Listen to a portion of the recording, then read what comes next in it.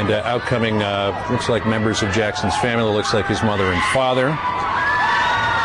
Joe Jackson there, greeting the defense team.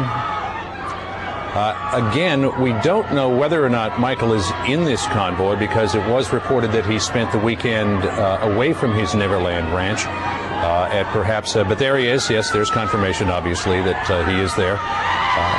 Coming out now under the trademark umbrella as he walks into the courtroom. And Andrew Cohen, let's briefly run over, if we could, in legal terms, the counts that Michael Jackson is facing and the potential jail time that he could face if he's convicted of one or more of those counts.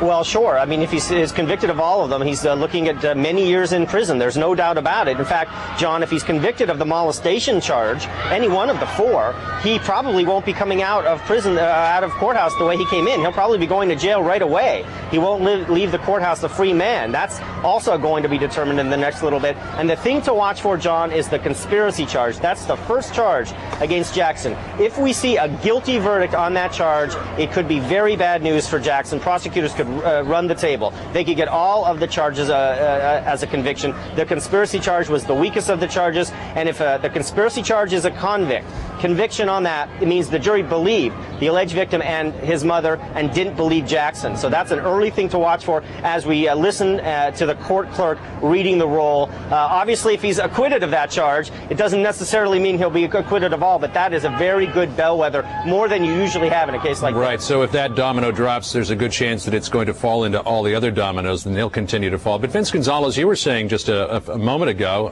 that it didn't look like there was a whole lot of evidence for the conspiracy charge.